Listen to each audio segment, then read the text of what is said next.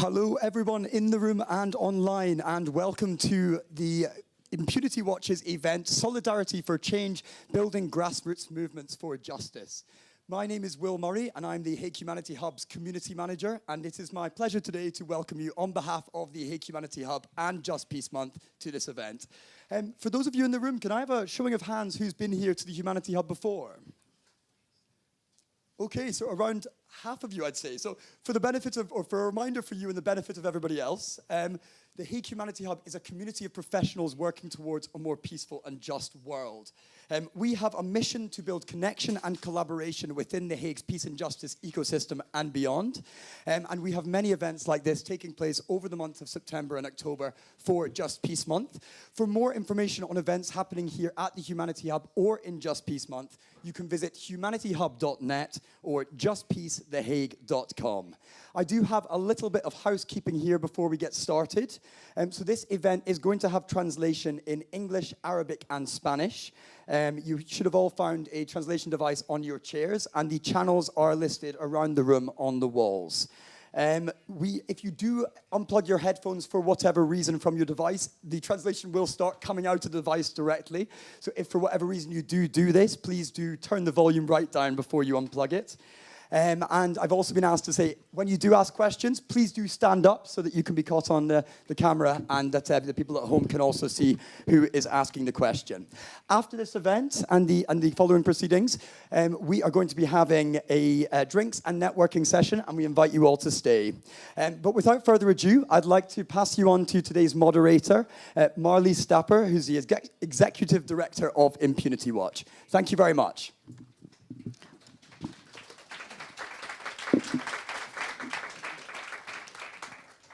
Thank you very much, and thank you all for coming. It's really great to see the room so filled with people.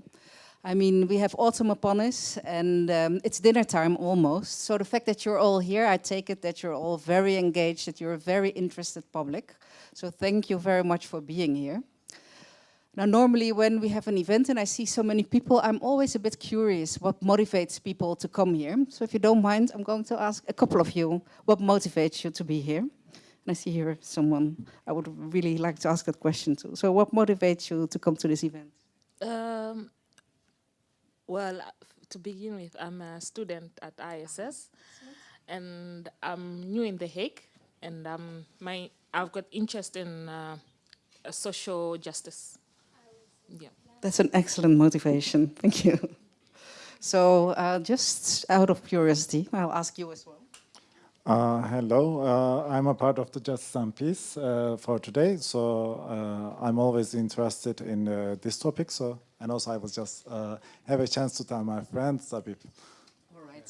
Also an excellent motivation. We already see, different backgrounds. Very good. So I'll ask one more person. I'll ask you.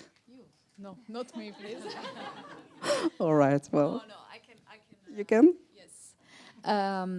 So I was doing, actually I'm almost done with an internship I was doing at the International Criminal Court. Right. And so I have an institutional, approach, more or less. So I would like to know more how civil society actually work on this kind of projects and switch a little bit the approach, Excellent motivation, and really important, because I think it's so important also within the institutions that we understand how grassroots also look at this and we take this broader approach. So thank you for sharing that.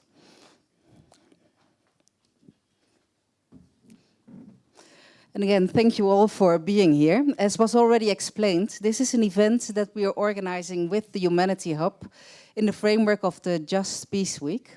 Month, I must say, of The Hague. And the focus, the theme of this Peace Week is hope in times of adversity.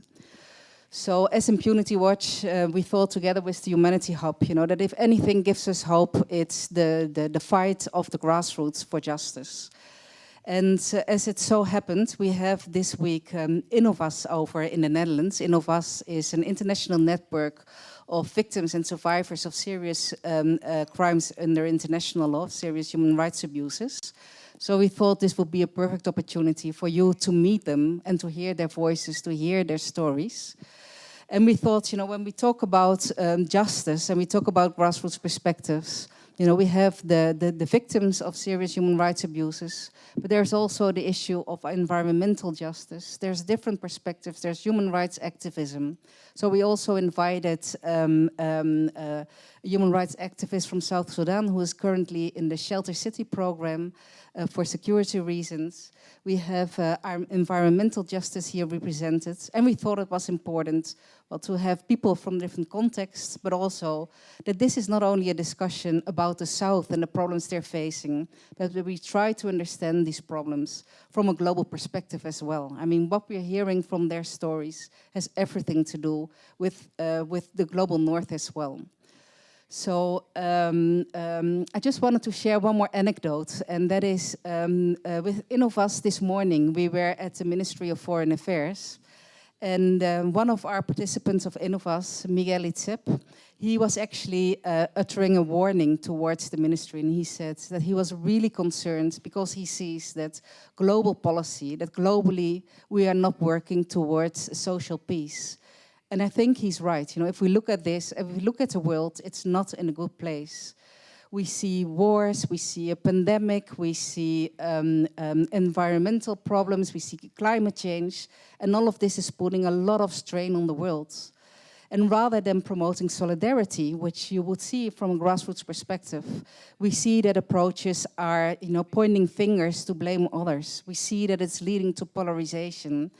And it's really putting the world in a very dangerous place. And I think this is where we can learn from the grassroots, where it's so important that we learn what solidarity means. We've seen the election outcomes in Sweden and in Italy, and it's not good signals. So with this event, what we try to do is to really bring in the grassroots perspective. What can we learn, and how does this affect us in the global North as well? So I'll introduce the panel to you in a bit, but before I do that, I'll introduce somebody else to you, which is the Deputy Head of the Department of Stabilization and Humanitarian Aid Affairs. His name is Lex Hetz, and Lex, can I ask you to come forward? Lex is actually a partner of Impunity Watch. They are our ally in supporting grassroots voices. They are our ally in victim participation. They work on a human-centered approach, victim participation, and I hope he will explain us what this means in the eyes of the ministry. Thank you for being here, Lex. Thank you very much, Marlies, for that introduction. And good afternoon, everyone. Very happy to be here and to be part of tonight's discussion. And really looking forward to all the various perspectives. As you were pointing out, Marlies, this morning there was a visit of the Innovas colleagues and activists, people at the Ministry of Foreign Affairs, and I heard from my colleagues it was very useful discussions, dialogue with some warnings indeed, but very good, and I really look forward to to continue that discussion tonight with all of you. We often talk, I think, about the importance of giving victims and survivors voices a more central role. But how can we actually become better at it? Oftentimes, we state our intentions, we provide a lip service, but that is not always followed by action. Put our money where our mouth is. So hopefully tonight we can also talk about some mechanisms and how can we make it practical. How can we include the grassroots voices and the movement? What can governments do? What can civil society do? What do organizations? And how can we all work together in that area? So yes, I think it is a conceptual discussion, a theoretical discussion, but definitely also a practical one. Perhaps first a few words on the Dutch government policy, a little bit of lip service from my side. But I think it is important to hear also confirm that for us as the Dutch government, we really believe that putting grassroots voices at the center of justice processes is really important and actually should be at the core of the work that we do in the area of justice and rule of law. In our work at the Ministry, we often call that sort of a people-centered approach that we try to embark on in our programs and in our policy influencing at the multilateral level, but also in the countries that we work in. And we see victims' voices, survivors' voices as really key prerequisites for enhancing access to justice and accountability. And it seems quite logical, but all too often we still forget about these voices. Often focus remains on the needs of institutions and not necessarily of the needs of the people whom it's actually about. And only by working with people directly, we can identify justice needs, empower actors with the necessary first-hand experiences, and find out what is needed for justice, and move from technocratic top-down justice processes to finding practical and effective solutions to justice problems. But I think there's not a lot of need to convince you all of that. But moving from the lip service to the action part, we also believe that it is very clear that to strengthen access to justice for victims in conflict and to contribute to preventing recurrence of conflict, we must do more. And I'm sure and I hope that today's speakers will really sort of address the various challenges and approaches and innovations in that respect. What are the lessons that we should be applying on how to ensure that justice is fundamentally people-centered and responsive to the needs of victims? Two examples of the actions that we try to take as a Dutch government. Marlies, you were already talking about the Innovest network. We are very happy through you to support that initiative and to really to be supportive of having a network of local victim organizations. So we really commend you all for that initiative, and where we can support, we are quite happy to do that. Another example is that sort of on a political level, government level, last year the Dutch government, we launched the Justice Action Coalition. It's a coalition of a number of countries, organizations that are committed to this people-centered justice approach. And our new minister, Minister Schrijnemacher, is also quite committed to this goal, and she's reaching out to her colleagues in various countries to really make that Justice Action Coalition action-oriented and really stepping up our efforts. And together with partners, we form a platform to exchange experiences and also deepen the knowledge and take joint actions in that respect. I think that's a little bit a very short introduction, at least from our side, from a government side. I think it is much more interesting to step away from the government and really go to your panel to hear from the various organizations, people that have traveled from far and abroad to give us their experiences and insights. And let me thank you again very much for having us here tonight and including us in this dialogue. And really looking forward to an active discussion. Thank you.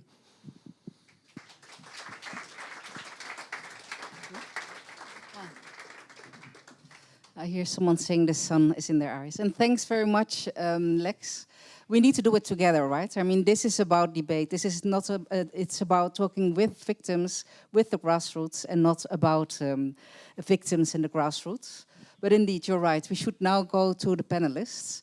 And I hope you will all join me in welcoming them. We have 4 outstanding panelists. And I just want to say, that for them to sit here, I think is really a courageous thing. I mean, they come from very difficult contexts where they really, face adverse conditions, a very difficult situation. So sitting here far away from home with the concerns from what is going on there, I think is really something courageous and cannot be underestimated. So let me quickly introduce them, and I'll start with Ahmad Helmi. Ahmad Helmi, he's a Syrian activist. He's someone who passed a quite devastating experience in Syria. He was a former detainee, a victim of torture, but out of that he formed his organization TAFI, which, if I'm not mistaken, means recovery. And it's an organization that seeks to support detainees, people who have suffered torture in prison, and together to work with a network of 120 detainees. They work to achieve justice, to fight against impunity, and to make Syria a democratic place. And good luck with that, because we're now all talking about the Ukraine, but not long ago we spoke about Syria, and little has changed there, and we'll hear from Ahmad. Then next to Ahmad we have Zabib Bakit. I always suffer a little bit with my pronunciation. Zabib is in the Shelter City program because of her work in South Sudan. She's a feminist human rights activist. In South Sudan, she currently leads an organization which is called the Islamic Development and Relief Agency. And with that organization, she supports communities to empower them. She takes a strong approach on gender-based violence. And she's worked a lot with communities on land grabbing, trying to defend their rights. She managed to establish quite some results, for example, documenting 50 cases of abuse of women, bringing 2 of them to court and winning those court cases. So I'm really pleased that you're here, and I'm very sorry that you have to be here in the Shelter City for the security reasons, but it helps us to listen to your story, so thank you. And I'm turning around. So here we have Daisy Patricia Karibali. Patricia is from Colombia, from Cauca, which is one of the most marginalized areas in Colombia that suffered a lot of violence during the war. She herself is a victim of sexual violence, but in spite of that, she established her own organization, which is called Asociación de Víctimas Renacer Siglo XXI. And with her organization, she's involved in documenting human rights abuses. She's involved in supporting women and offering services for women victims of gender-based abuse.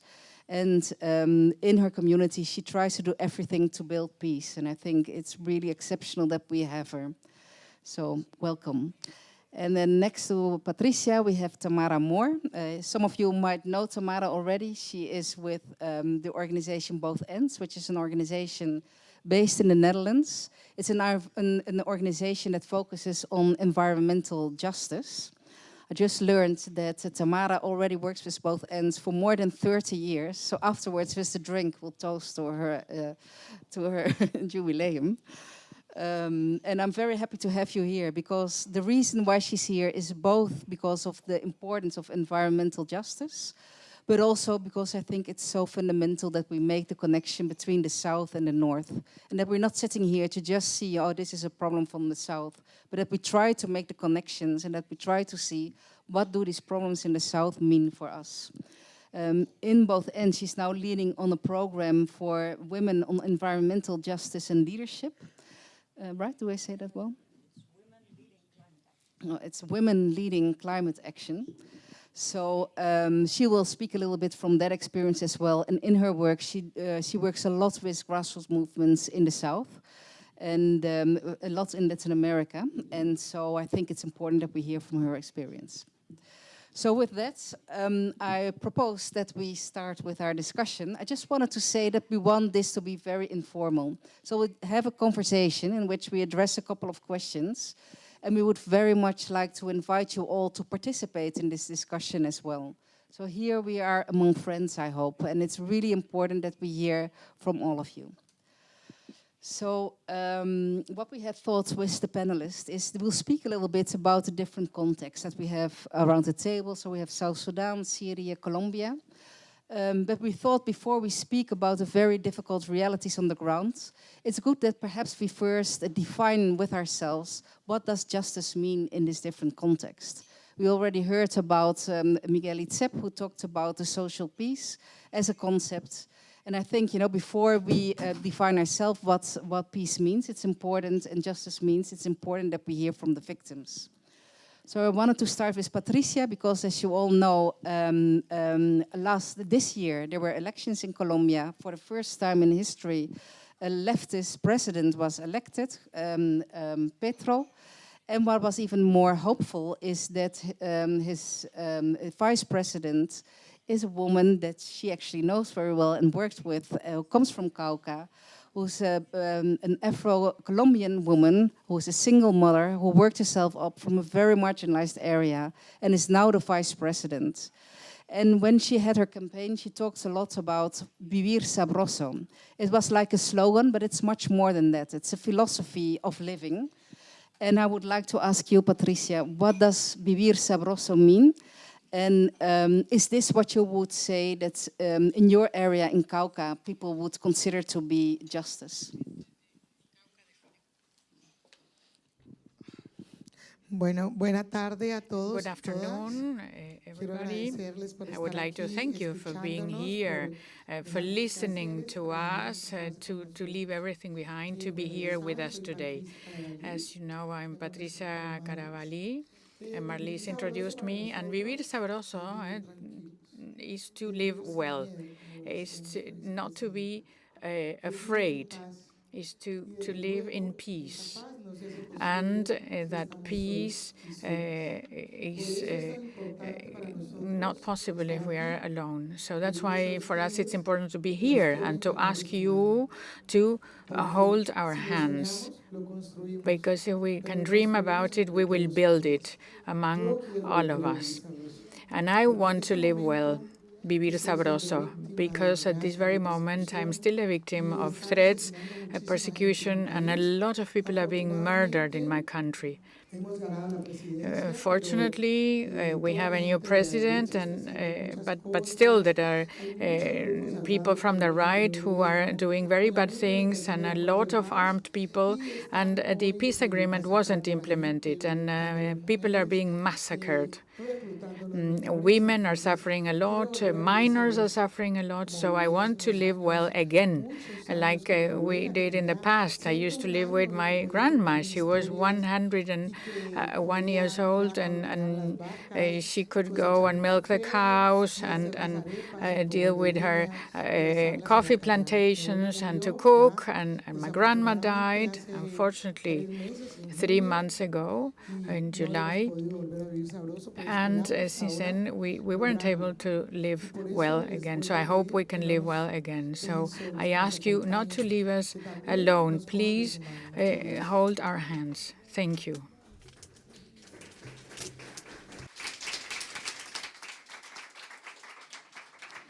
Thanks, Patricia. And what I like about this concept of vivir sabroso, it's the focus on harmony and the focus of well-being. So it's not so much the economic gain, but it's about how do we live with the community around us, with the society, in peace and without violence. So, Ahmad, I want to turn to you. You always say, wherever you go and with everyone you speak, especially policymakers, that that victims have suffered crimes, and so we should ask victims what justice means. So this is what I'm now asking you. What does justice mean for victims of Syria? Thank you, Marley. Yeah, thank you. I think it's a really hard question to answer in short notice, but with my things dropping. But to be honest, justice in academia with experts is always something in a box, something rigid. But justice for victims is something tailored to their needs and to what they have suffered. So for me and for many of the survivors of torture and for disappearance that I work with, and the extended network of 10 Syrian families and survivors association that we have been working together for the past year, justice is the non-reoccurrences, because crimes happened and will continue to happen. This is humanity. But what we and Syrians and everyone who have suffered of those atrocities in the world, when we know that what happened to us will never happen to others, our suffering will mean something, will mean that it didn't just go away, just a lose. So and the non-reoccurrence is not only a concept, it's a process that will happen in the community, and to address the root causes of the conflict from the perspective of the grassroots organization or victims associations, to build a step by step, a break by break, a wall of justice that will make sure that whatever happened in the past will never happen in the future. And that will make a woman, a mother waiting for her son for 10 years to open the knob of the door, or waiting on the phone for her husband to call after years of enforced disappearance, will mean something, because we are humans. Our suffering could heal us if we know that it will not happen to others. Thanks very much. Very powerful also your claim on the non-recurrence.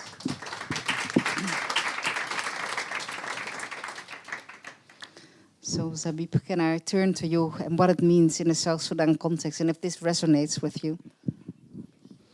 Thank you very much, and greetings to everybody watching. In the South Sudan context, to my own context as a grassroots person,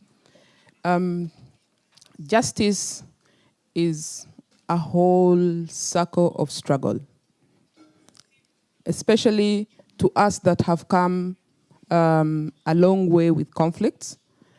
I see that really justice is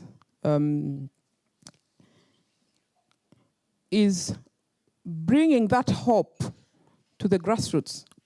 Because as we talk now, we look at our grassroots communities that used to go farming, they no longer go farming. You know, every day people are displaced, conflicts, pockets of conflicts in every corner, a lot of corruption happening, services not given to the people, killings continues. So bringing justice means rebuilding the hope of the people. If we build that hope for the people, and then I believe that every process of justice, transitional justice, will be able to be put in place. But at the moment, as we speak, I think it is a struggle, as I've summarized it. Yeah, it's something that unfolding it is someone may not have a right or wrong answer for it, but really needs to be unpacked. Yeah. Thanks very much.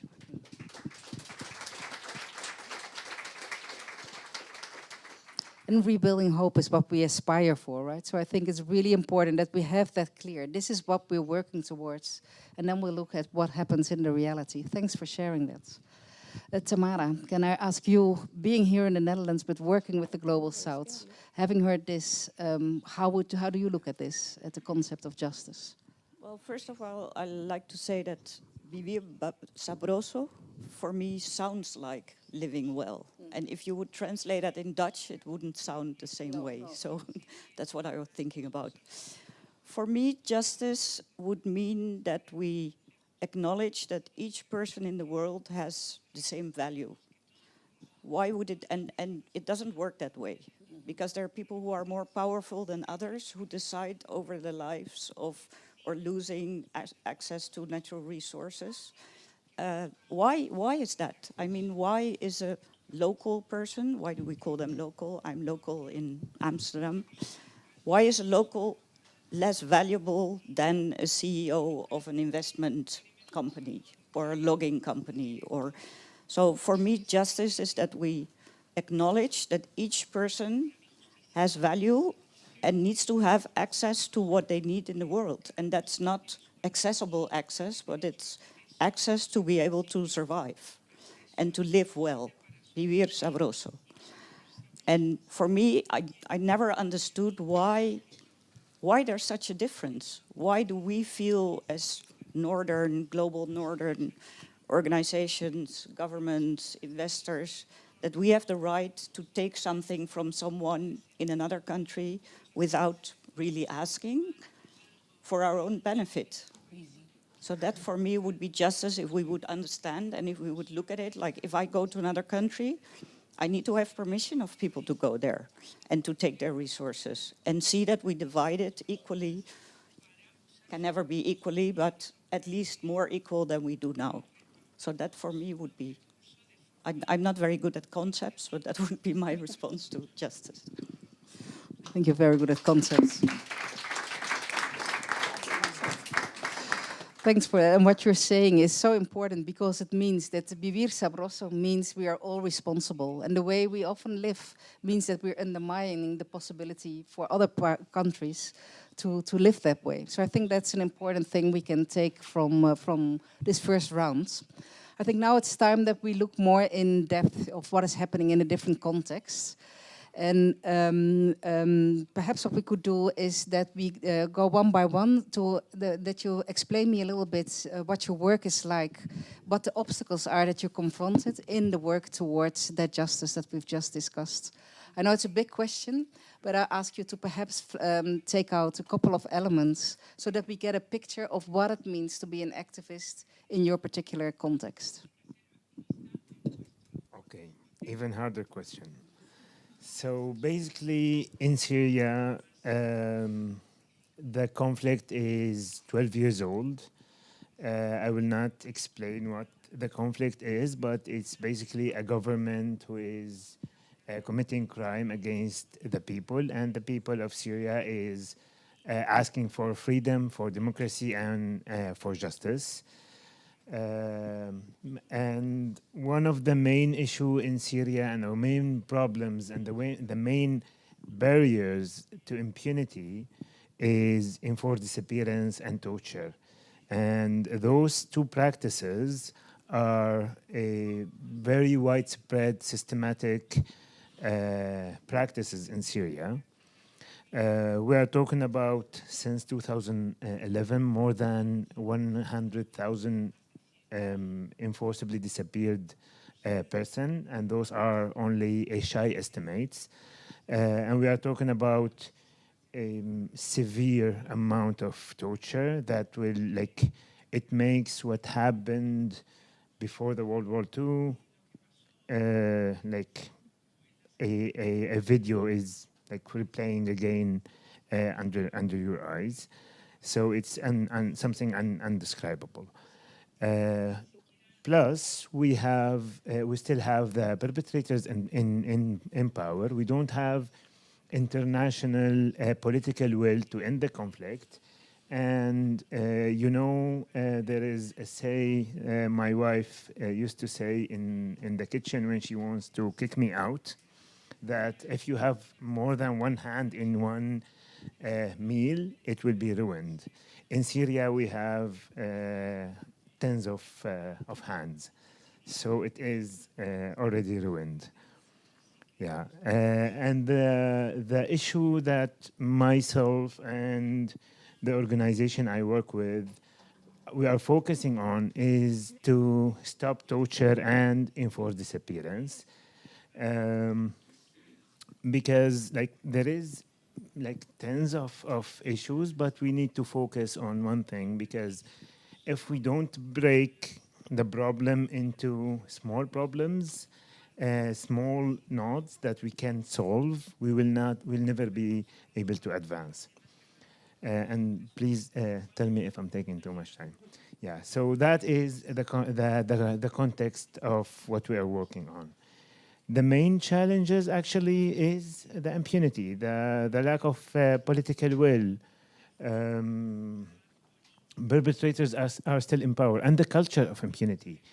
In Syria, the Syrian regime have been practicing enforced disappearance and torture, international crimes against humanity for 5 decades, and they have never been held accountable to their actions. And that spreaded the culture of impunity among other actors. So now whenever we have like a group, armed group of 10, 12 people with 3 knives and 1 rock. They will call themselves an army, and they will repeat the same practices because of that culture of impunity. What we have been trying to do is to bring forces together, to bring the voices of the families of the survivors, because we managed to bridge gaps in Syria that have never been bridged. We managed to bring people from different ethnicities, from different religions, from different regions together to fight for one thing: just stop torture and enforce disappearance. You want to continue fight, you can continue fight. You want to fight for resources, please do.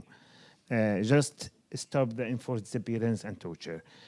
So far, we are advancing because of that coalition, because of that alliances, and maybe we can talk more about that later.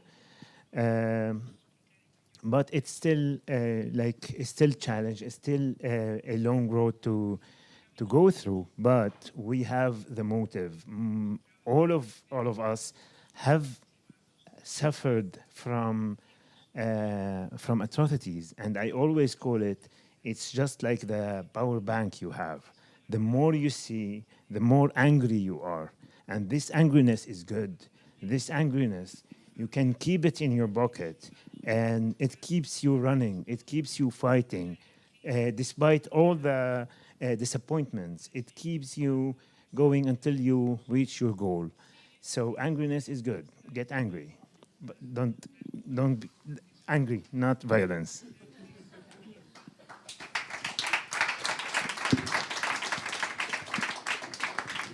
Thanks, Ahmad. And I think, what is really exceptional in the work that you're doing is how you've built these coalitions in Syria among groups. Many of the Syrians, of course, are not in country, but they're in the diaspora. So building that connections to strengthen the voice, and we will talk about that a little bit more, I think has been quite pivotal in achieving and putting, the dignity and the voice and the agenda of the victims on the agenda. So my appreciation for that. Sabib, I'm now moving to you, and tell us a little bit about, I think we need to listen to your story, what it is to do the work you do, and then ending up here in the Netherlands. Thank you once again. As an activist and a leader of an organization, I take the challenge of or the responsibility of the grassroots community that I raise their voices most of the time. Mm-hmm. Yeah. So we've said that justice is a challenge, and we know that South Sudan is a country that I think the most newest in the world, mm-hmm. and a country that was supposed to build from scratch. We jumped that step. We adopted so many laws and, just copied and pasted constitution, laws, and everything. So we have a system that was just made in one night. And that system is for people who are used to, who believe that the country belongs to them. They are the ones who maybe pulled it out, and they have to take the country to wherever they want to take it. So that is the kind of mess that we are in. So as a grassroots women leader and a representative, I have been mobilizing communities now to look at laws. Tell the government that this law is not the best for us. These laws needs to be improved. We don't have family laws. We need a family law. We don't have a GBV, anti-GBV law in the country. We need it. Something that can protect people. So that is something that we've been advocating for, and we have done it. And the communities, the grassroots communities, at least have started to understand that I think our rights are being violated because of not knowing our rights, because communities have to understand their rights first before so we do a lot of work with educating them first before they start demanding for what they want. So that is something that we've done. We've done a lot in holding perpetrators of sexual gender-based violence accountable. Our courts are not courts that are working, but as human rights activists and feminists, there are cases that I have stood on one-on-one and said, with this one, it's a no-go zone. You don't work on it, I will not accept that. All right? As I speak today, I have a case that since last year, because this person is a prominent religious leader and a community figure that everybody respects, including having money to pay everywhere that the courts don't want to hold him accountable, the prison does not want to keep him in, and nobody wants to speak about that. They want to keep that case down and finish it.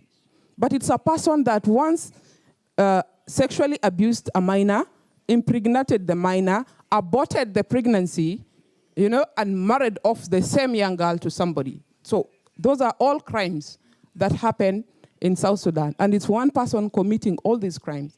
And the person have committed these crimes to so many young girls in the country.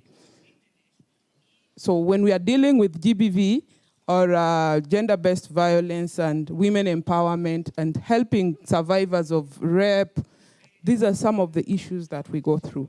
Then you become, instead of people seeing you as somebody helping, they see you as a perpetrator. I have a case that yesterday, 26, was the next hearing of our community land where the local government was pushing out people, and myself started mobilizing the community to say, no, you cannot move people from their land and tell them to go to another bush in a rainy season and for no good reason. So this case is a case that the government never wanted to work on. The state government refused to respond, and I decided to take the front seat and sued the local government to court. For the first time in their existence, they have never been taken to court. So when they were given a court order to stop the demolition and pushing out of people, that's when the government got shocked. And I started receiving calls like, young lady, in all the life that we've stayed in this world, there is no day that a government has ever been sued to court. Be careful with this case. So you see how people try to dodge justice, and the big politicians are using now the younger politicians who don't know what it means to play wrong politics. So that is one problem. Yeah, but then, as she said, we have cases that have succeeded, gender-based violence cases. We have managed to protect girls from early marriage. We've managed to secure some cases in court that people have been sentenced. 5 young men were sentenced for gang raping a young girl, and another man also was sentenced. So these are efforts that, as an organization, we've been putting together to help our communities. Yeah, and the biggest challenge that we have is, one, South Sudan is a more patriarchal society that sees men as the top. Men should be at the front seat and should decide on everything. And if they see a woman coming out, you are a woman, you are an activist, you're not seen as somebody that is a South Sudanese or born in country here that talks back to people.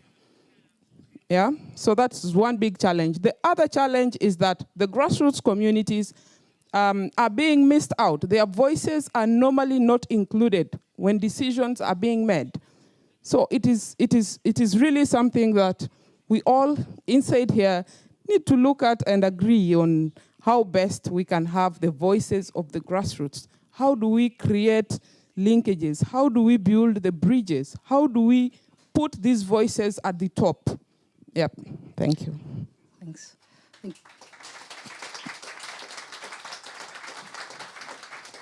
Two very important, a lot of important points, but two things that I think we need to get back to is like this patriarchal norms and how it really inhibits participation of women and how it impedes, a more feminist approach and solutions, which I think these countries need a lot.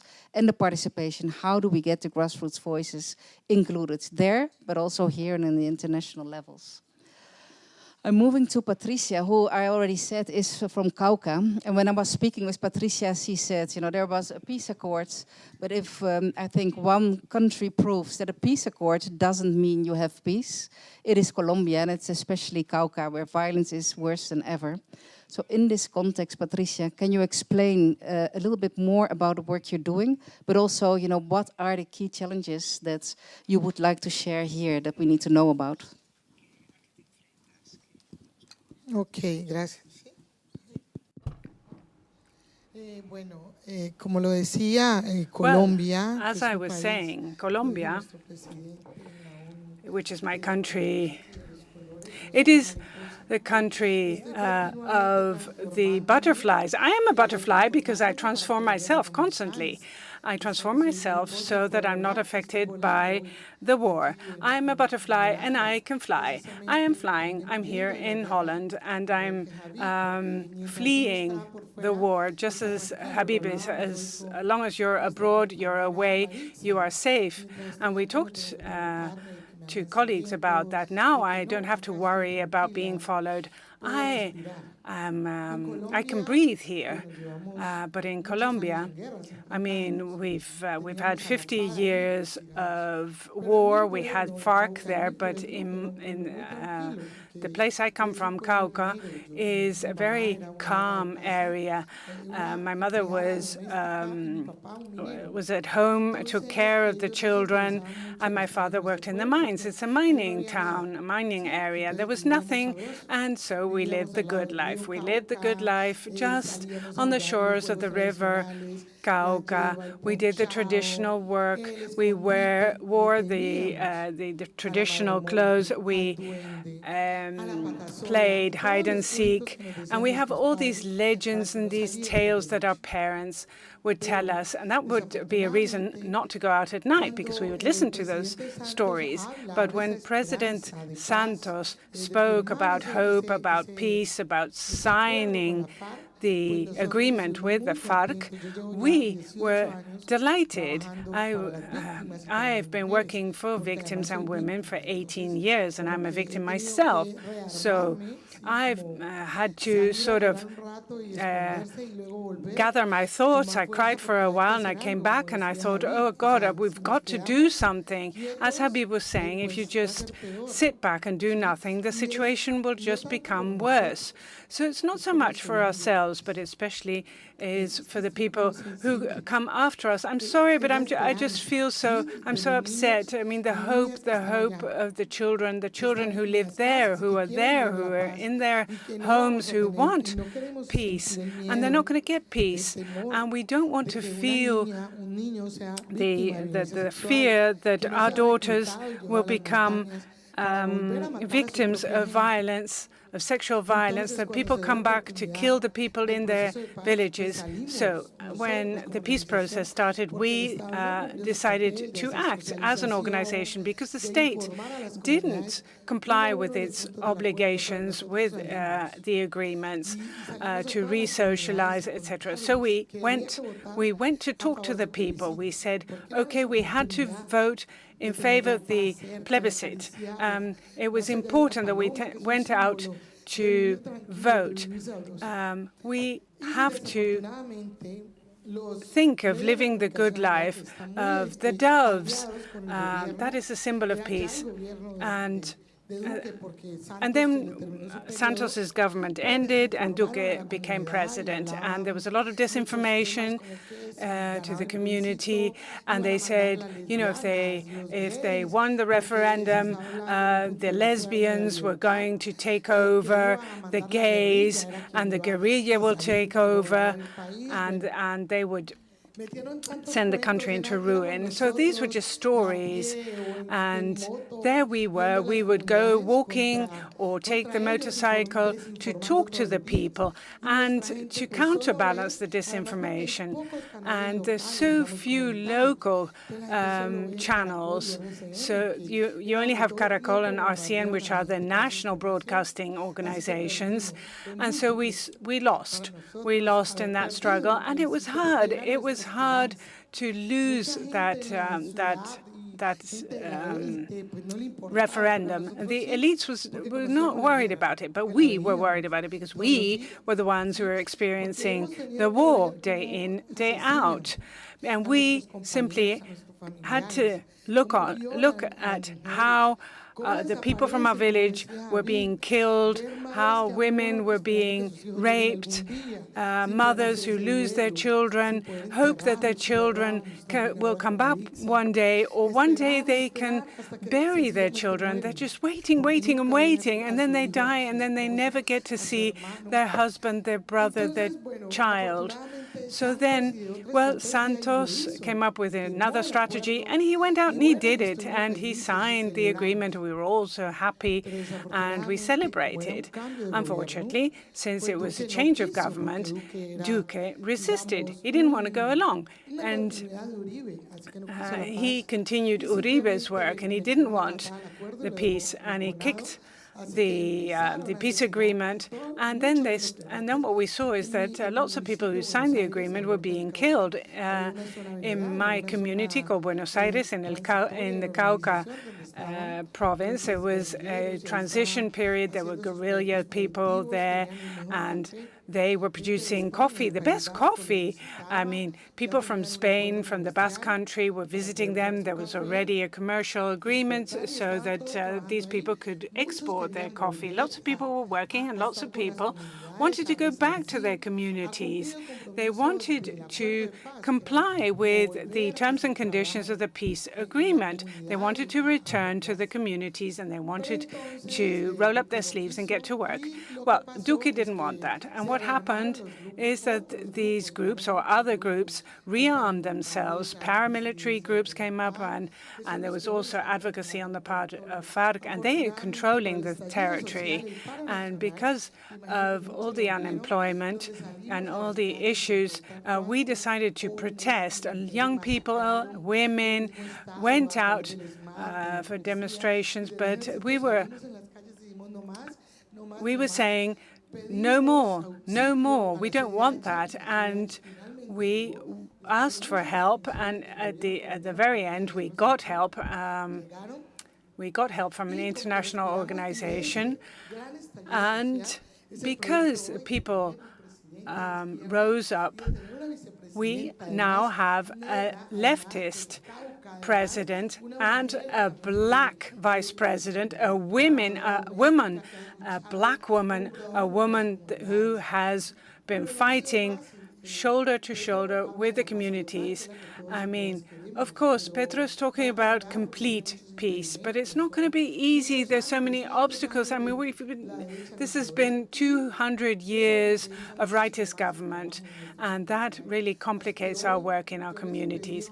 So today, I have asked the colleagues, because I said, 18 years ago, we set up the victims organization, the first victims organization in the province of Cauca, and we just cried. The first meeting, I was their representative, and the only thing we did was cry, and all these women were crying. We were telling each other the stories and crying. It was a secret meeting because nobody was allowed to know about it, and we cried and we cried. But now, okay, we still cry, but we do make headway. As Habib says, some days we cry, and the next day we just go out and wield the flag. So one of the most important accomplishments is, each and every one of us have to watch out that we don't draw up too much attention. And I'm living not in Cauca, in a different community. I'm trying to hide out, and lots of my colleagues were killed, were tortured. So I said, watch out for yourselves. Watch out for yourself. That's what you've got to do every day. You've got to protect yourself and make sure that they don't kill you. But what we have accomplished with respect to our work with women, we have made a report on violence against women, and we're about to issue the second report. And it's important that people listen to us, and we really are hopeful with this new government. We really know that President Petro is there and the Vice President is there, and we hope they listen to us. And in the midst of all these threats and all the violence, we have been able to make this report. And they always said, you know, there's no violence against women. There's no use in making a report. It simply doesn't exist. That's what they said, but we did. And as far as the victims are concerned, we believe in transitional justice, and we've also made a report to the Commission of Truth that has ended its mandate. But the big challenge is that we roll up our sleeves and that this report be disseminated through schools so that it doesn't repeat itself. But it is repeating itself. It is happening again, and that is the saddest thing. And as we know, it is so difficult to work there. We have asked the CDH, the Commission for Human Rights, to take precautionary measures so that we can continue to work, because we are being killed, we are being murdered. So today we have more hope than ever. And hope is like the seed, you know, the seed that we've sort of lost, is sort of out of sight, but now all of a sudden we've been able to water the seed and the seed will grow. And we hope that the hope will bloom and that we'll see lots and lots of butterflies. Thank you very much.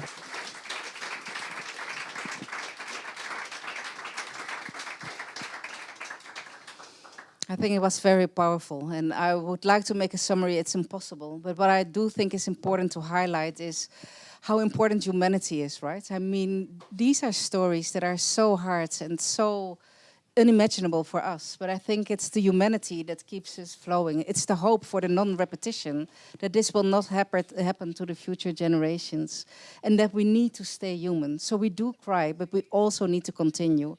And it's the solidarity. And I think that's perhaps the part, and I know that the time is running quickly, so maybe we can do just one other round, you know, to talk a little bit more about this solidarity and about this the movement building also, and what we can do, you know, also here between the North and the South, to help this dream, to help this hope, to help this call to all of us of the non-repetition, of the dignity and the harmony. Because as you say, you know, and you all said it, what for victims justice is about, it's about living well, it's about living without fear, it's about living in peace, and it's about living in harmony with our environment, with nature, you know, and with people around us. And I think that's where there's a lot of work we still need to do, and a lot of self-reflection we need to do here in the South as well. So as you also said, you know, the repression always tries to isolate people, tries to silence, stifle dissent, and tries to stifle resistance, these sort of movements. So I think it's important that we look a little bit at this movement building and see, you know, is this a strategy that can help us, you know, in moving this solidarity forward, where support needs to be more given by governments also, you know, as a response.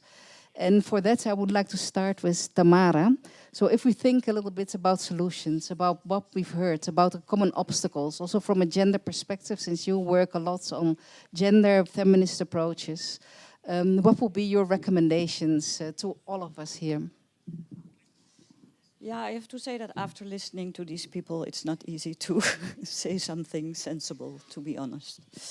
So because it moves everyone a lot, and it's so a simple solution I won't be able to give. But what we try to do at both ends, and the slogan of both ends is actually connecting people for change, because we think that only in connection with each other, and it doesn't matter if you're in the global south, in the global north, if you're rich, if you're poor. I mean, we need to connect with each other, and to also listen to each other. It's not your struggle. I mean, it's the struggle. It should be the struggle of all of us. And I know that in a lot of countries there are things going on where we don't have a lot of influence on, we think. But on the other hand, we, with the money we have, with the investments that we make, with also the government person left. No, she's there. Oh, you're there. So okay. It's approach of the ministry. Only the women stay. If you're talking about women are like half of the population. So how can it be that we don't see women as agents of change, with knowledge, with capacity, because there's the solution also in women. It's not like men have the solution for the world. And it's not that men are not important, I don't want to say that. But you need women, because women have other knowledge and other... they have something to offer here. Yep, okay. What we do is also, because I'm Dutch, I can only say something. I have a responsibility for what the Dutch are doing, but the Dutch have a great influence in the world. So what the Dutch ministry is doing, what Dutch investors are doing, because on top of what you're going through, we have like companies investing in your countries. We have mining companies. We eat soy, so we have deforestation, so we can eat meat. So there is a lot of relation between what we are doing and the fact that we can just enter your countries and have a relation with these corrupt governments and make agreements to even make your life more miserable. So what we do as both ends, and of course with a lot of other organizations, is we listen to people like you, and we do research into how can we best support you. And that's also influencing donors, for example. If you look at the Dutch government, it takes 1.5 years to get a big program supported, like you got a program as well. And what we do, like you do, is make sure that people like you have access to this money. Because you don't have time, you don't have the luxury to write proposals and go through the bureaucracy of getting money. So we need to construct networks and mechanisms so that you can get the support that you need, and we will make sure that it gets to you. Another thing that I was thinking about is no one was born as an activist or a defender. You are a defender or an activist because something external comes to you that makes you have to dedicate your life to justice.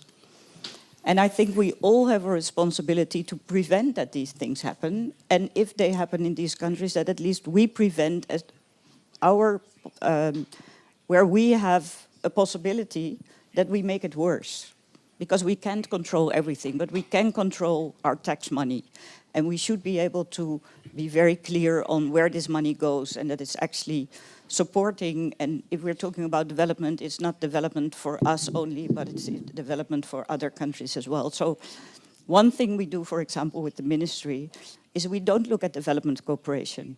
We look at infrastructure. How do they spend their money? Economic affairs.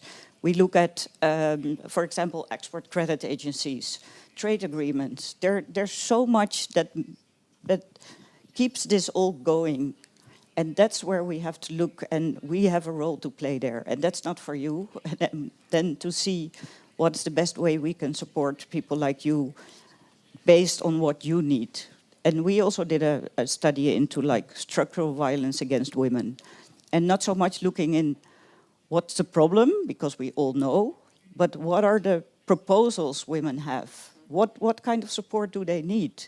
And how can we make sure that we influence donors and others to provide that kind of support? Thanks, Tamara. I'm looking at the time, and I think it's a time that's... Oh, sorry. Yes. I think we should open it up to the broader audience. But before I do that, because we have here the entire Innovas network as well. So these are the founding members of an international network of victims and survivors of serious human rights abuses. And I think they recognize a lot about what is being said here. So, Ahmad, perhaps you want to say a couple of words about the importance of movement building. Why have you started this initiative? And then we can open it up, and maybe some members of the network would also like to say something about the role also that we have to play. What are solutions? And let's think of this, you know, it's an interconnected world. So our behavior here has an effect on situations there. If we close our borders because we're afraid for migrants, you know, we create a situation elsewhere in the world. So it's an interconnected world each time more. And we see that through climate change. So that's a little bit what I would ask you in your interventions to also think about. But Ahmad. Thank you. Actually, I do love Innovas a lot. And not just because I'm the youngest and tallest member, which is really rare. But it's like we always feel as human rights defenders that we don't have power. We are alone. But with Innovas, we don't feel that we are alone. We don't feel that we are powerless. It's an amazing thing that I make a noise in Syria and someone in Colombia echo that noise, and then someone in Nepal replay to that, and then all of us from different countries, we re-echo that noise, and then we will have the power to influence. It's not only an emotional support, but it's also expertise and experience. It's true that I'm the youngest and tallest, but when we started Innovas, I remember oldest members coming to me and rubbing on my shoulder and saying, "We have paved the road for you, but you have to continue. We have prepared too much knowledge for you. You have to take it from there." So it's an extension of generations of activism. And now with those members, we think about changing perspectives in the world, because we are, it's hard to me to say, but we are leaders of local victims movements. So we are a lot. So we have power, we have influence, we can change principles. And yeah, you mentioned something about short-term projects. That is something that should be taken into consideration, because for Innovas, we are thinking about changing principles, and change does not happen in 1 year project, does not happen in 2 year project. It needs sustainability, it needs a long-term thinking to make sure that we can strategize for a sustainable long-term change. Thank you. Thanks, Ahmad. You talk about solidarity, and I think solidarity is something that we have unlearned here in the West too much. So I think it's something we need to explore, and I'm very happy that this is a role that Innovas plays. And it's about impact, that together we have a stronger voice on different levels, and we can broker space, you know, for these voices to be listened to make the world, you know, more like vivir Sabroso for everyone and not just for a few. So with these important words, I would like to open it up, and I would really like to hear from the audience ideas of what can be strategies to make sure we get that vivir Sabroso, social peace, justice, social justice, a little bit closer. I'm not sure who would hear us there in the back. Is someone? Okay, could you stand up and say who you are? Perdón. Lo voy a hacer en español, pero también lo puedo hacer en inglés, pero me voy a ir por el español. I share the passion, Patricia's passion. I also come from Colombia, and I study here in The Hague. I'm 19 years old, and I would like to hear your experiences. How do you believe that we, ordinary people, because I also left Colombia because I was a sort of victim of urban violence, and I know 3 Colombias, rural Colombia, armed Colombia, and the other Colombia, and I suffered an urban attack which cannot be compared to the other realities Patricia mentioned, but I was wondering, how do you think we can build peace and justice in our everyday life? How can we learn from your experience and create these for our everyday life? Question for you. Shall we take a couple tomamos un par de preguntas y de allí regreso contigo. Shall we take a couple of points and then we get back with a round with each of the participants? I see a good friend of mine. Janet, a journalist based here in The Hague. I'm wondering about how we can tackle the kind of disconnect between what we kind of think about and know about and care about here in The Hague and what you think about and know about and care about on the ground in your countries, because I do see a disconnect. I think I'm part of that disconnect, and I'd like to understand from you how you think we can bridge that gap, because I'm just as guilty as everybody else. Bridging the gap. We'll get back to that. I was going to ask a question to the government representative, but he left. There is a government representative here. So then I wonder, I'll use the power bank analogy. I came here almost empty, but it overcharged suddenly when I saw him standing next to you, a Syrian, talking about humanitarian crisis, accountability, and so on, while people in Terapel are just dying in front of for being able to ask asylum, which is a right since 1950. So solidarity starts here in the Netherlands. It's 2 hours car ride from here, and there are Syrians and Afghans and other nationals over there. And the simple explanation is we have an absorption capacity, etc. And then we are very calm and easy about talking about how to build peace and justice in other parts of the world. I think we should start here and right now, and I wonder how he sleeps comfortably at night while speaking about accountability during the day. Thank you.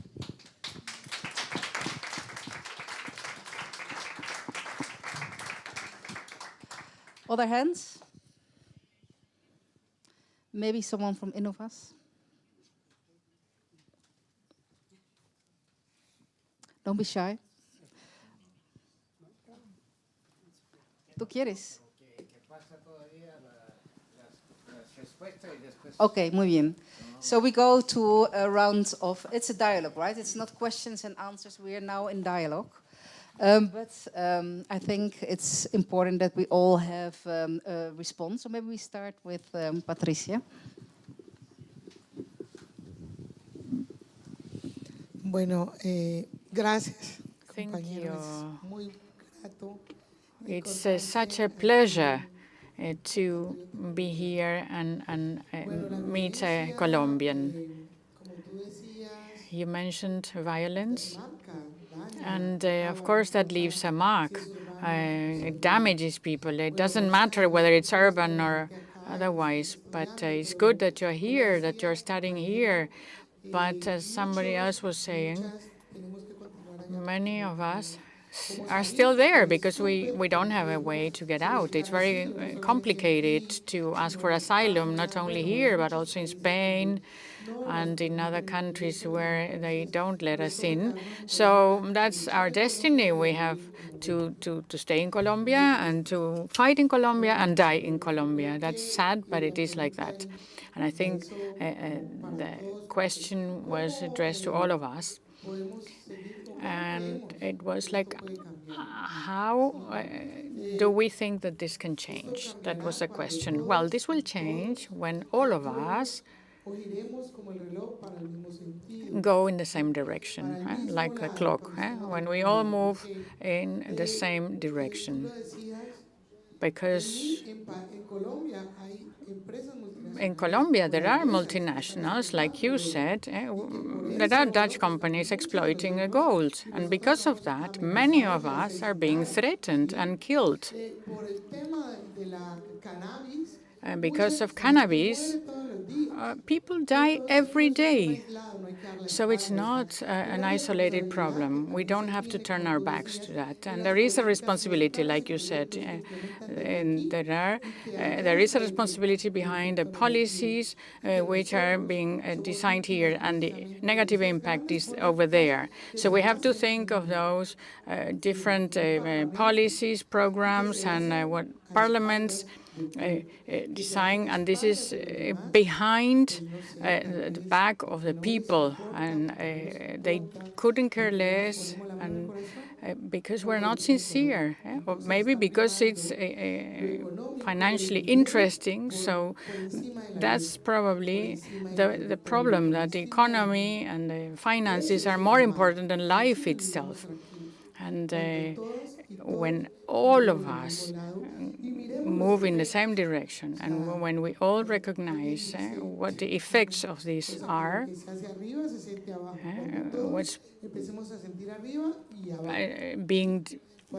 what is done on the top is felt in the bottom, on the grassroots levels. Thank you. Maritza? Okay, perfecto. Hola, buenas noches. Me alegra ver voces. Hi, good evening. Wonderful to hear these young voices. My name is Maritza Urrutia. I'm from Guatemala. I've been living in Holland for 23 years. And I'm here supporting the activities of Innovas.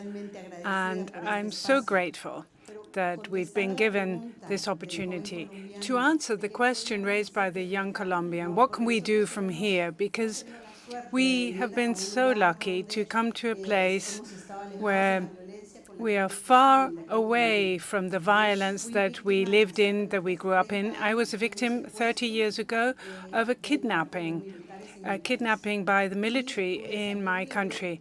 And I was released, and I came to this country, and I was able to recover emotionally and physically. But all these years, what I'm thinking, because I have the two worlds, I have the North and the South. When we're young, when we are aware of what is going on in our countries, in the world, and we're living in a global world right now. So then what we need to do is make a commitment and convey the message, not only come here and listen to everything. No, we have got to convey the message with our co-workers, because you, the young people, and your children will be the future, and you will be experiencing the consequences of what we fail to do today. Whatever we fail to do today, in 10, 20, 30 years, you'll be suffering that. So let's get to work and roll up our sleeves and do something now. We can't just sit back and listen and forget. No, I call upon you all to really make a commitment right now to transform the present for future generations. There was a question about bridging the gap, right, between the fields and between us here. So I see a couple of hands, and I wonder, Karim, if you can answer, how do we bridge this gap? شكرا. أنا كريم عبد السلام من تونس، عضو مؤسس في نوباس. And it is related to the new culture of the rights of victims. We want, of course, the victims not to be the end services, but to be actually not to be the receiving end of services, but to be as well working towards building their rights. We are not talking about the first world or the second world, or to talk about third world countries. We are talking, of course, about the problems that all the countries are encountering, the fuel the gas crisis is affecting all the countries in the world, which means that some issues are being neglected perpetually. We are living in a global village, which means that it is very important to keep in mind the fact that those linkages exist. Those linkages are being neglected. Some are trying to dilute it in order to dilute the values that come with it. Most of the wars are interest-related wars, and they are being triggered in order to pursue specific interests. We need to put the rules of the game because we do not want to fall into the lack of anger. We do not want to fall into torture, as Ahmed has told us.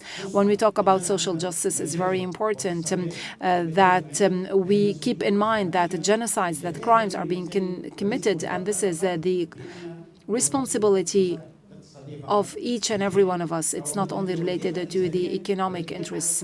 We need, of course, to keep in mind all those interests that have to be maintained. This is our responsibility as victims, and we always see, and as mentioned by Michel Foucault, every system creates its own opposition, and every system or every regime creates its own victims and opponents. So when we have one front becoming intransigent on one hand, we will have, of course, a counter-intransigent opposition. And I think that the Europeans have already been involved in some wars, and it would have been even better to make sure that those wars do not outspill to Europe. We are all intrinsically related. We all share the same interests. We are required to put the rules and to put a ceiling on those obligations. We do not want this anger to translate into torture, into enforced disappearances, into genocides, etc. Thank you.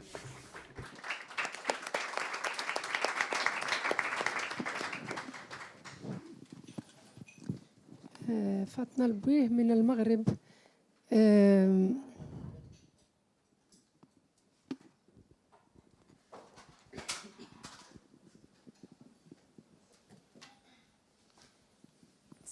تحدثت باتريسيا وتحدث كل المتحدثين عن فاطمة, you need to present yourself. Oui. عن الإبادات الجماعية. So we have mentioned, of course, the genocides, and I personally believe that the motto of today's conversation is solidarity to pursue change. When we talk about solidarity, first of all, we are talking about what we are doing in our countries. And this is what Patricia is saying. We did not choose. We were born into this country, and we have loved our country. We were very patriotic in our feelings, in our motivation, and we have wanted our countries to be equal with any other country, to have it a country that breathes democracy, social justice, and we are fighting for this.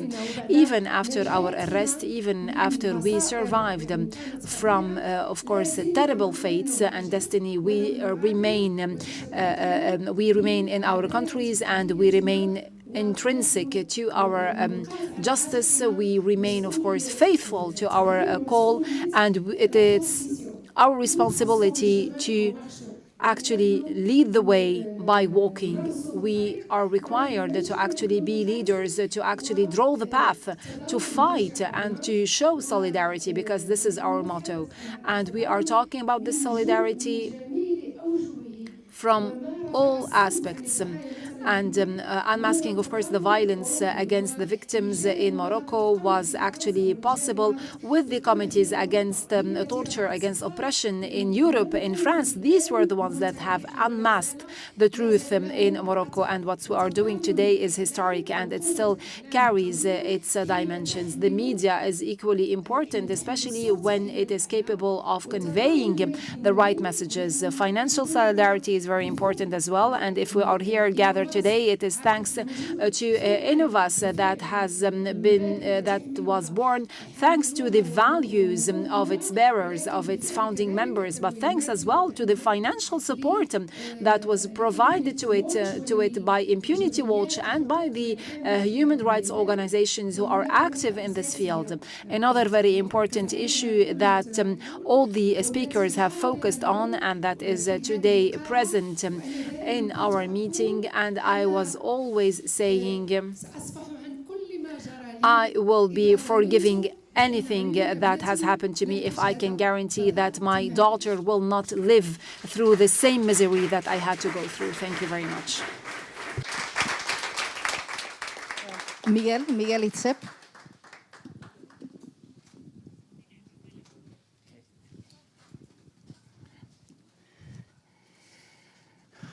Mi nombre es Miguel Itzep, Maya indígena de I'm Guatemala. a Mayan from the Mayan indigenous people in Guatemala. El itom alabom. Yo no escuché la interpretación. I didn't hear the interpreter. She couldn't translate this. Primero, yo creo que es muy importante. First of all, having said these words in my Mayan language, it's important that language not be an obstacle. I don't think that borders will be obstacles for the struggle of the people who are claiming and demanding peace and justice and truth. I am not going to cover the same ground and repeat what has been said before, but we all share the same challenge. We want to protect humanity. We don't want you to go through what we have gone through, and nothing is guaranteed. What we experienced yesterday, you may experience that tomorrow if we do not pull forces and fight together, if we do not act today instead of tomorrow. And I think it's incredibly important that we have Innovas. I'm also a founding member. I'd like to thank everybody for their support. And it is not only a network of organizations. Our purpose is not to be a member of a network, being an organization. No, what we want is that the network extend beyond the organizations. The young man from Colombia, I was listening to you, and that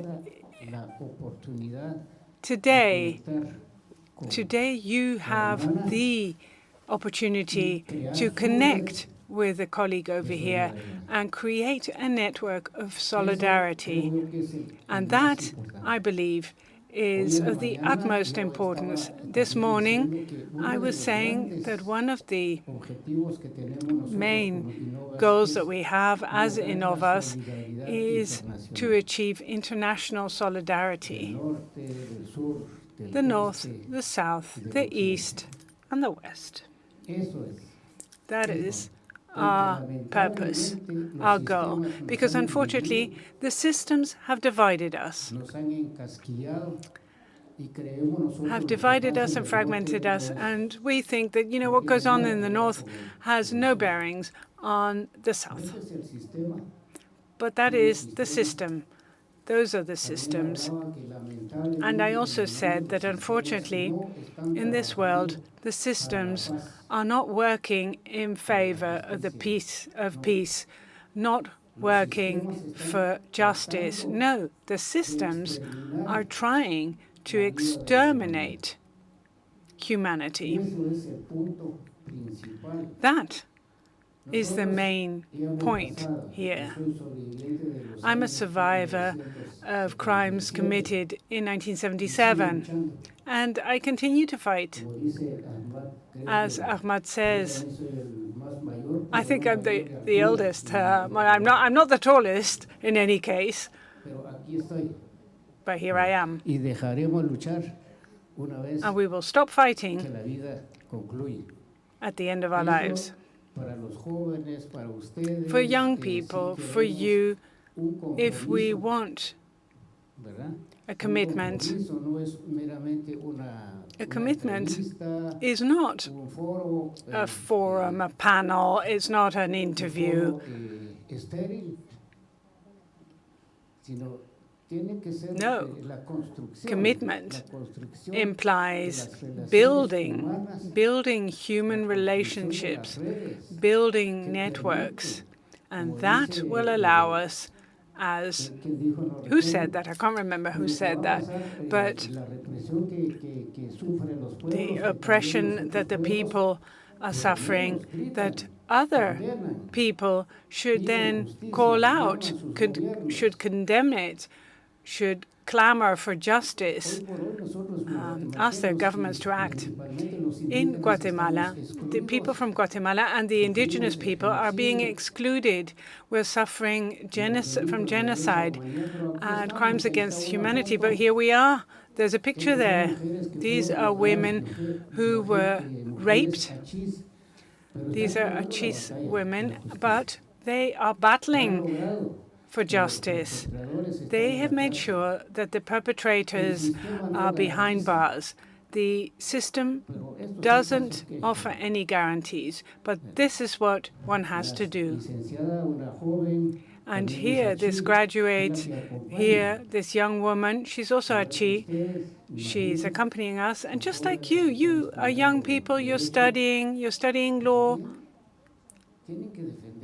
But at the same time, you also have to stand up and defend humanity. And I think that that is incredibly important. And let's hope that we leave something behind after living this life. It shouldn't only be a memory, a story. We should help to build a better world. Thank you.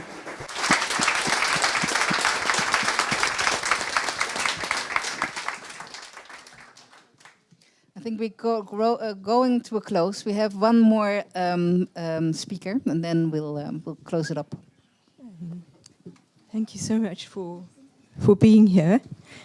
I am from the National Victims Movement in South Africa, of the survivors of apartheid atrocities, and because we haven't managed to transform our country, we are seeing the same atrocities happen over again, huge amounts of torture and other kinds of brutality. The biggest issue for us that we're working with, and very thankfully we have very courageous people who are blowing the whistle, and that is that we have not managed to shift into transform structures. Our police practices have gone back to apartheid police practices. So there are incredible problems that we are dealing with, and everything that people fought for freedom and justice, which is our membership primarily, who never gave up that dream and who are still fighting for that dream because we haven't yet achieved it.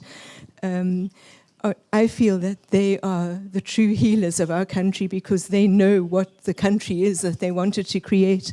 Like we have all said, we don't want to have these things recurring, and we are seeing in the few years since our transition, we are seeing them all coming back and haunting us in a terrible way. We have a huge problem with transforming criminal justice. I think that's where a big target of our work is presently. So I just wanted to share that because what we are finding is we are getting more and more support from people outside the country, very brave whistleblowers who work inside the police, who are exposing the extent of police corruption and torture, are in hiding, and we have to have resources to pay for them to be in hiding. And that's where we are experiencing international support, which is wonderful, because we won't be able to clean up the mess in our country without those whistleblowers. So, and we're grateful that they come to Kulumani, because we have this track record of fighting for accountability and justice and transformation, which we will not give up that dream, all of us. We have 130,000 members. The nightmare is that as more and more of the issues come to light of things that haven't been resolved, our membership grows. So we have a terrible track record of our investment country that invests people's pensions, just cancelling all the small pension funds without finding the people. And they were small pension funds of people who donate, who contributed every month. Mine workers, people like that who live in destitution now. So the issues are very, very, very severe and big. And I just wanted to say it's a very big burden to carry. And and we love your solidarity. So thank you.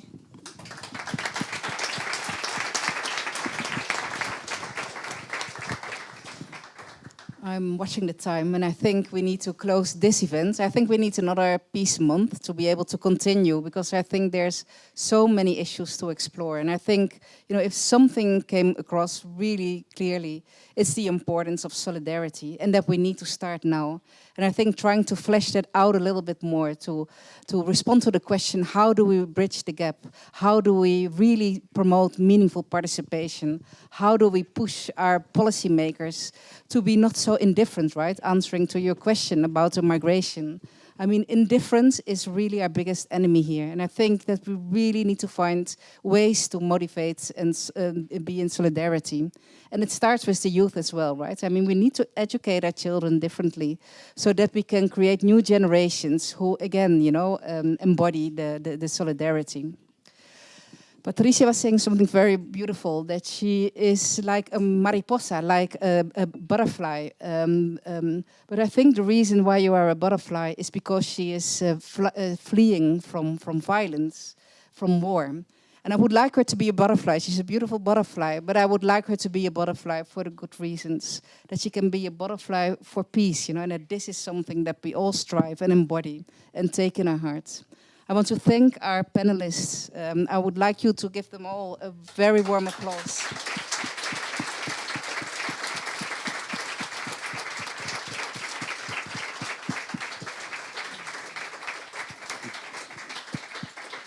And let's have a drink now, because it's our human right. And after all this, we need to also celebrate life a little bit and your enormous courage, that in spite of everything, and if you continue to be courageous, if you continue to have the ambition to fight for justice, then I think it humbles us, and we really want to accompany you in that effort. Thanks.